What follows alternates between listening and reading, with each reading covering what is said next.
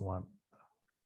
Right, welcome back, everybody. Gee, it must be 5 weeks, 4 or 5 weeks ago since we last had a heads up. It's good to see your ugly, well, not handsome face again. No, nothing much has changed in that regard in lockdown, Neil. Yeah, it's been a while.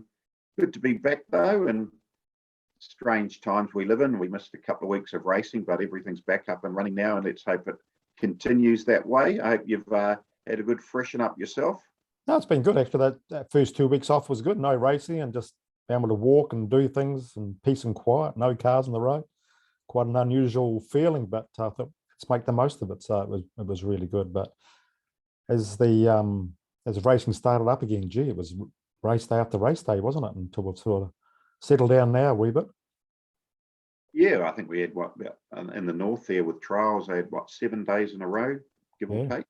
6 or 7 days in a row of either a race meeting or a trial meeting. But it's good to see all the horses were kind of chomping at the bit to get a run, have sort of had a run, and the backlog's been cleared by all those extra meetings, and we're sort of back on an even keel now.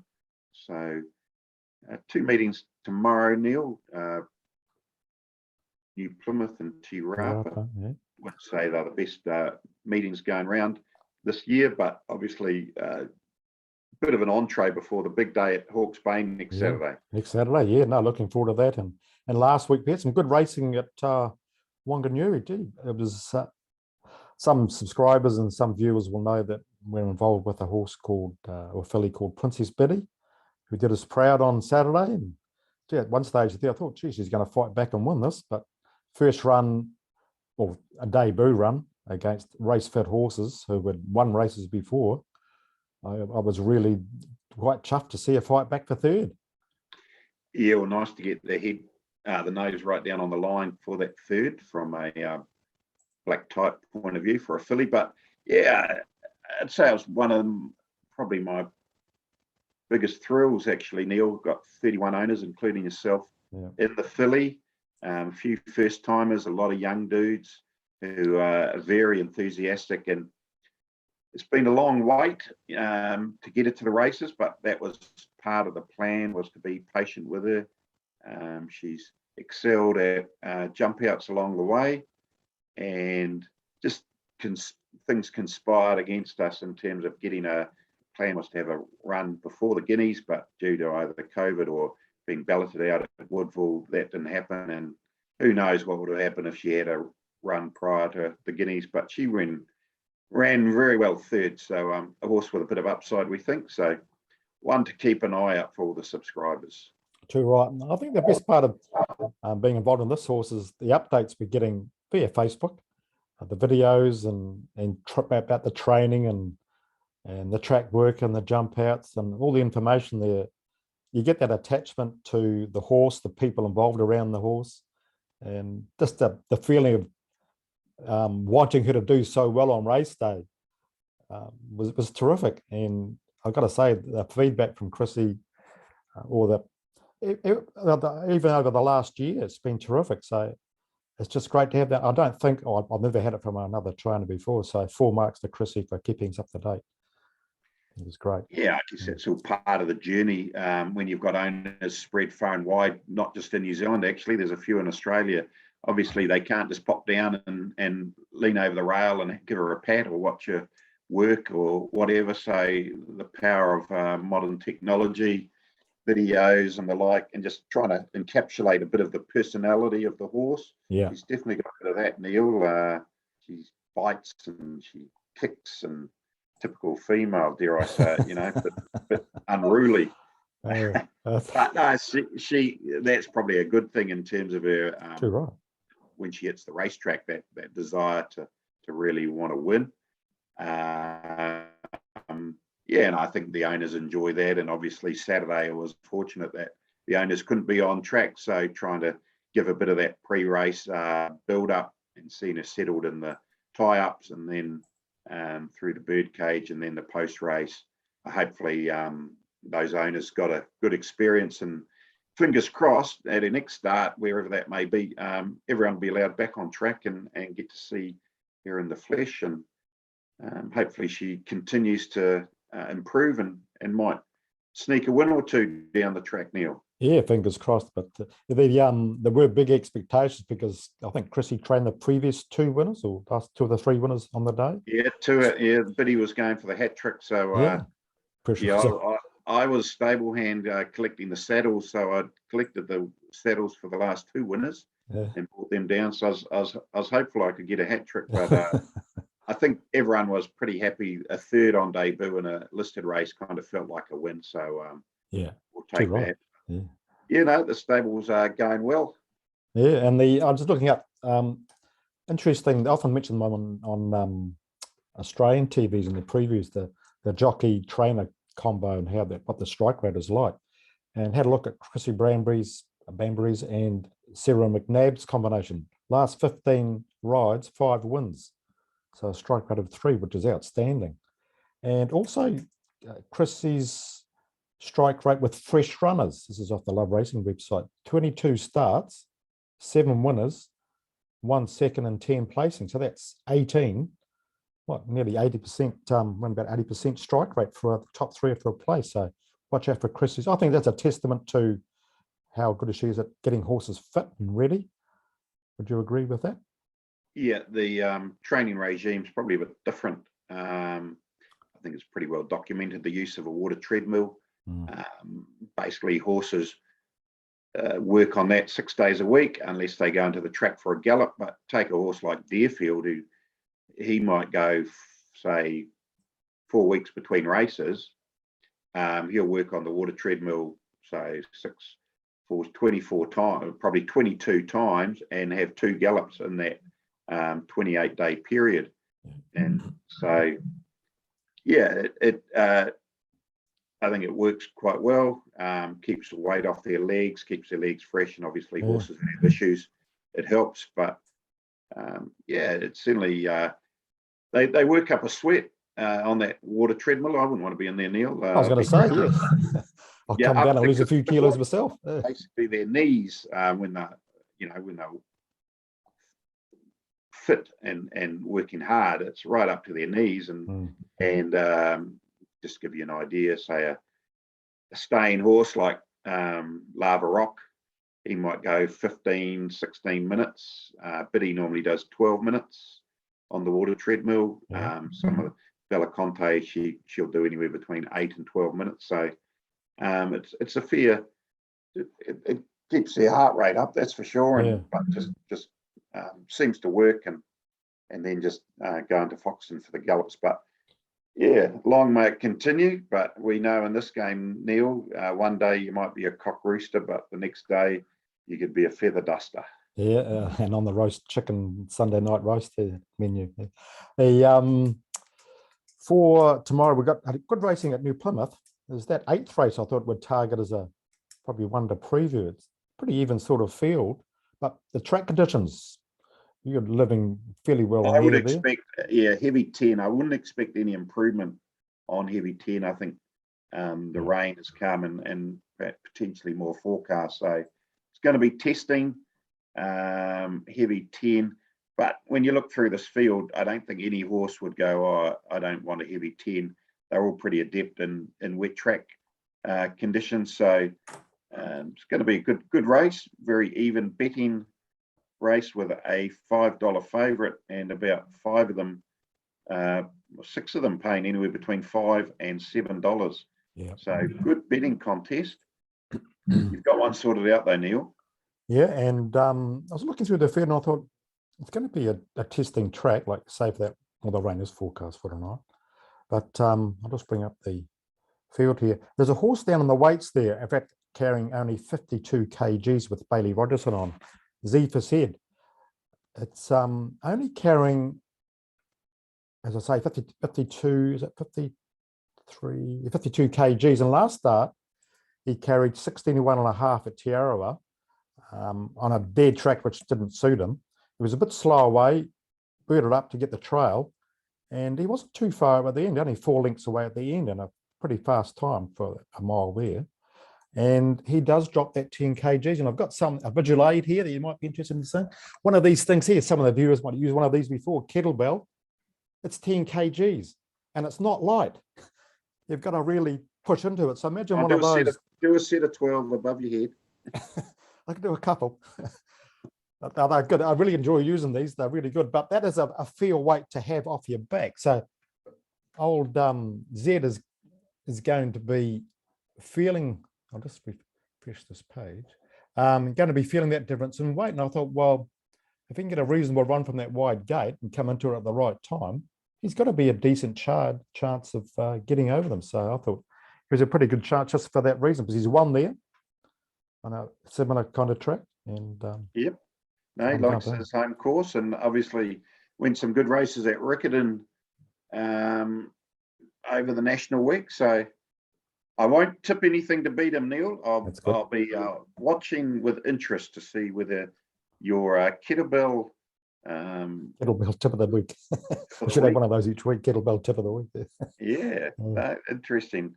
Just that weight difference could make a big play at the end of 1800 meters on a testing track, getting about 6 kilos from most of his main rivals. Yeah. So I know athletes wear heavy shoes sometimes. Just that the mental feeling of training in heavy shoes and on race, they're just wearing virtually nothing with those shoes are being so light, makes your legs move quicker. So anyway, that's my theory anyway. I'm sticking to it. NRL finals starting off tonight. Melbourne Manly, good one to start with. Melbourne Manly, you'd have to say, I think if you're a multi-better, you could multi up the 4 favourites. I think they'll all win this week in the NRL. I think the Roosters and Melbourne are the 2 best bets of the 4 if you're wanting only 2. But I think the best bet of the season is Melbourne to win the comp, paying $2.40 to win the grand final. Basically got to win 3 more games between now and then, but I think they'll do that. They'll beat Manly all right. They were on track for a record number of wins, consecutive wins, but they fell at that hurdle, lost Parramatta, but I think that was perfect timing, just the wake-up call they needed to go into the finals, the last couple of rounds of the round robin, then the finals. Yeah. They will be right on song. Defense is outstanding, even with the attacking flair of Tom Trbojevic. I don't think Manly have enough in the tank to trouble this Melbourne side, and then they'll go on and probably end up playing Penrith potentially in the grand final, but they'll beat Penrith as well. So $2.40, I like that price to multi into maybe a few horses you like in some of the spring features. Classic Legend and the Everest, maybe, Neil. There's a rank left field for you. That's Snowden's? No, that's Les Bridge. It won it last year. That's right. Yeah, it did too. A great horse. Yeah, I think it'll be hard to beat again this year. So there's that. Not Nature Strip after where he won last week. He did win good, but no, I'll stick with Classic Legend and the Everest if you want to have a few sort of long-term plays. Yep. And we've got the Tarzino coming up next week, so we could obviously have a good preview of that and looking forward to that. Forecast looks a bit doubtful there with showers and rain coming, so maybe a wet track horse could excel over the dry track. Well, a wet track horse that might not even be nominated could excel. You never know, Neil. Yeah, you heard it here first. Springtide will be a late nom into the Tarzino, I'm told. Won very well at Wanganui, obviously huge step up in class, but I guess you've got to have a throw up the stumps when your horse is in peak form, and with that forecast of maybe a slow 8, slow 9 type of track, I guess slows the good horses down and brings the battlers into play. And I guess that's Springtide. He's very much unproven, but hey, he'll be $51 or something like that. So you could do worse than backing him in the Tarzino. Too right. Yeah. Okay, now the last question we asked for the heads up comp, multi-comp, was name one of the 2 horses that Alan Sharrock trained to win the Winter Cup. Yes, so obviously that was on the back of Just Ask Me, who went a big race for second. He came out on the last day and won, but his 2 winners in this century Winter Cup were Don't You Love It and Go the Naki. Yeah, remember those? We had a few smart people. Yeah, 7 of them. So 7 of them. Only a 7-dog field, this one. Give me a number. 7-dog field. We'll go with the Green Rug, number 6. Green Rug. Raymond. Well done. I don't think he's a subscriber, so that's okay. They don't have to be a subscriber to have a go at this. So we'll put up his multi on the website tomorrow, and good luck to you. Okay, our new question. NRL. Oh yeah, Simple okay. question. Melbourne Manly, kind of a rivalry that's sort of developed over the years, but was probably emphasised and brought to a point in the 2008 grand final. These two sides met, Melbourne and Manly. Manly won that game. What was the score in that 2008 grand final? Okay. If you know that answer, text or email it through to Neil by Tuesday. You're in the draw for next week's multi. Yeah, 027 352 6402 or formpro@formpro.co.nz. Now, in that game, we'll just mention it. We know that Manly won. That's okay. Can you remember why they won so well? Was there a reason why? Because I'm going to ask something else soon. Do you remember? I don't know. I'm just wondering if you do. Yeah. No, I remember just, yeah, it was, I remember where I was watching it, but it was quite one-sided. There you go. There's a fair clue. Yeah. They were just too good. Melbourne had all their good players back then. From memory, Slater and Smith played. Amazing. I'm sure, but Manly were just too good that day. Yeah. Yeah, when viewers see as we've seen more so in the earlier part of the season in league, when you get on a roll, and you spend all your time tackling and running back and coming up, tackling, running back, and you score a try, then you get the ball back again, and you can just get momentum. Momentum in league is quite a big thing, really. Yeah, so they often talk about that, don't they, this time of year? Yeah. Just as why I asked that question was I saw a really good documentary during lockdown on TV1 On Demand, some really good documentaries on there about Buster Douglas and Mike Tyson back in you know the year that Buster beat? February 1990. Very good. Yeah, Have you seen the documentary? I remember where I was for that fight. Yeah. He was in a 2-horse field, wasn't he? About 50 to 1. 41 to 1. 41 to 1 in the 2-horse field. Yeah. The documentary out. goes through the betting with a bookmaker about why he started off, I think, 27 to 1, but had no bet, so he got him out further and further until he got a few reasonable bets, a couple of $1,000 on Buster. But the story as to why he won, because Tyson was beating everybody and anybody then, but the reason why Buster won, I won't spoil it for viewers, but it just goes to show when you get the excuse or the inspiration to win a race or to win a game, and it's there, you can beat anybody. It's just, if the will is there, it's just amazing to watch. So I can definitely recommend, just Google it, or on TV1 Demand, Buster Douglas, 1990, and you'll find the documentary, about an hour long, but it's one of the best sporting documentaries I've ever seen. So definitely I'll watch keep an eye out for it. No, I don't, well, sports betting wasn't around in New Zealand then, and obviously wasn't as well documented, but yeah, that would have to be one of the biggest upsets in world sport on such a big stage. So, you know, Tyson was probably, in today's world, he would have been $1.001 with the TAB. It would have been there. Yeah. But they couldn't, when they tried to book the fight, no one in America would take the fight because they thought it was so one-sided. So they ended up fighting in Japan. So, and that it talks to Buster, his background with his father and brother, and what happened before the fight. I won't mention it because it will be a spoiler. But it is, you got to watch it. It's just one of those documentaries you have to watch. Right. Any other brickbats, bouquets, or things you want to mention?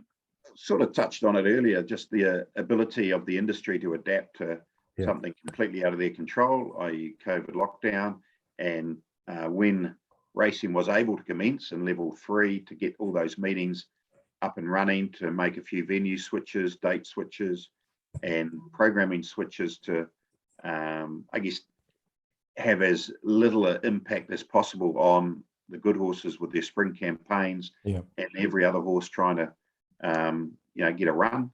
So I think the industry did well there to adapt and get through that tricky period. So I think you look at the fields now, basically every horse that wants to get a start that has got a start. So we're kind of back on level playing field again, and those Hawke's Bay horses, probably in hindsight, they'd appreciate that extra week of preparation before the Tarzino. So, no, well done to the industry as a whole. Yeah, and from memory, I think after the last lockdown, the very first one, I remember trainers were complaining they couldn't get starts for horses. So maybe NZTR learnt from that and pre-planned and were prepared for it much better. So, or knew what they could do and meet the demand. Yeah, I guess a 2-week gap versus a 3-month gap creates a far greater demand. So it's probably a bit different scenario, and horses were still obviously kept up to the mark relatively well in that 2 weeks, where obviously 3 months they had to shut down for 6 weeks or so, 5 weeks of no training whatsoever, which obviously made it tricky. Yeah. And you may have seen on the news during the week, mentioned on the news, on TV1 News actually, Steve Hansen was pushing for it too, and Steve Chu, but the 12s idea for the rugby. I thought it was a damn good idea, almost league-like, but 6 backs, 6 forwards. What do you think? What do you reckon? I haven't given it much thought. I guess they'll, like any sport or business, you have to improvise and be innovative, and rugby has 7s, but 7s and 15s is quite very, very different games in reality. 12s is probably, as the number suggests, somewhere in the middle. I guess it's worth a crack. Who knows? One day maybe 12s might become the 15s. You just don't know. You got to see what the audience want, and if people will embrace it, then who knows where it might end up or finish up. Well, it's like cricket. When 2020 first came out, people thought it was a bit of a laugh and a bit of a novelty, but it's probably a game I'd prefer to go and watch now if I could. Well, that's where the money is, isn't it? 2020. Yeah. Quick, instant results. 2 or 3 hours, or 3 hours? Is it 3 hours? Yeah. So you can go sort of, tea time and be home by 10 o'clock. It's great, 10:30, whatever. Yeah. The Cambridge track was something that a subscriber emailed in, Bill, and he asked me about what was my opinion on the Cambridge track. You ever been there? Are you all with the track? Yep, I've been there a few times, not to a race meeting actually, but been there on a trial day, and I think it's been a great asset to the industry from the point of view of probably allowing a few of the other tracks that would be racing instead of Cambridge previously to have a bit of time off, a bit of rejuvenation and a refresh. I guess like humans, you need a bit of a break every now and then, and tracks are the same. They need a bit of maintenance, a bit of work done on them occasionally just to keep them up to speed and not being torn up through the winter months. I think has been good for some tracks. So that's been great. And just the consistency of surface, and the rail doesn't change, it stays in the same position, the surface is consistent from inside to out. There's a lot of positives to that track, isn't there, Neil? Yeah, well, you're involved with a few riders. What are the riders saying about the track? That's important. I think they like it, probably maybe from a selfish point of view, is that they don't come in after each race and have to clean their boots and their gear and wash their saddles and all that. That's right, yeah. So that makes things a lot easier, but it works well. I think for a time there with the winter sun, there was a couple of potential issues with shadows on the track, but the club have been very good at rectifying those. So the riders, and I think the other thing they obviously like is the majority of them are based either at Cambridge or Matamata, so the travelling time is cut right back as opposed to maybe going to Ruakaka. Yeah, less cost for the trainer, obviously. It cost $1,000, a few $100 to float a horse there and back, etc. up to Ruakaka. So that's been terrific. Actually, it's gone a lot better than I thought it would, and most people would have thought it would go as well. The times there are really interesting, because on the form guides it comes up, I think it's a slow 7, and the times they're running are not slow 7. It should be sort of like a dead 4, good 3, really. Isn't that? I haven't looked. Are you looking at race form or on the TAB website? I know I've got printout of all the best times there since the meeting's been gone. So I kept a record of those. So like I for thought third, the S would just represent synthetic. I would have thought, not slow, but I was talking about it on Trackside the other day, and it said in the form guide it says a slow 7 on the form guide. I thought that's strange, and it was right. Like for the times, the best times for 1300 meters, 1:16.05. These are 65 maiden races, 1:16.13. They're good times. That's sort of about 1:10 for 1200 meters times, and you get the 15 meter times. You can add 3 seconds for an extra 50 meters. And Alpha Charlie, an R65 horse, ran virtually 130 flat. So that's a 133 mile. Champagne Princess, I think she was the first winner on the track, wasn't she? Yep, Sam Weatherly. Yeah, 31:31.29. So that's 1:34.29 for 1600 meters. Same as Glenn Frey, a maiden horse. Alpha Charlie, similar sort of time. So they aren't going slow times, they're going good times, good track times. So, and I think it's because the shape of the track, because riders have to go early, especially if they're caught wide, or if they're going slow, they've got to get going early with that shorter straight. And they put the pressure on well out, which makes them run that last 600 meters, not slowly, it's not a sit sprint. And that's why they go those good times. So What's the best 970 time, just out of interest? let's bring it up here. 54.55 by Valetti. And Miss Cartier, 54, a 2-year-old, 54.7, Miss Cartier. So it's 50, 56 sort of thing for 1,000, isn't it? 1,000, yeah, it's pretty fast. Yeah. Actually, the bro rang me during the week and said there's a horse that won at Hong Kong. I haven't seen it yet. That looks like the next far lap. You didn't see it at all, did you, on Sunday? Oh yeah, the thing that came out, won a trial at Tatura, David Hayes, something witness. Oh yeah, I'll have a look. It's race 5 or race 6, but I'll have one over 1,000 meters, led all the way, I think. Did you see the race? No. I think Must I won have like a look. three links untouched. I read Yeah, an article about it. I didn't click on the video.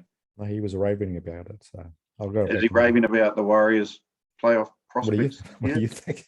He's fucking cursing the buggers as usual, but what else is new? Yeah, just not good, not good. But anyway, there's always next year, as we say every year. As they say every year. Yeah, that's right. Yeah. Right. Anything else you want to touch off on before we sign off?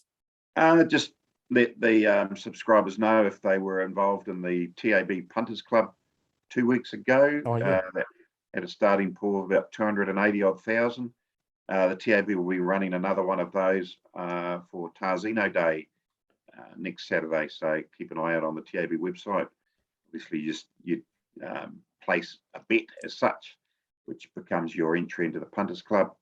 So look out for that. Slightly different panel of selectors this time around. So be interesting to see if and obviously New Zealand betting predominantly, if not only, instead of what we had to deal with last time, which was obviously Australian only with no Kiwi racing. So I know a lot of people enjoyed that concept of seeing the ride, and as you know, Neil, running punters clubs, it can be very much a roller coaster experience.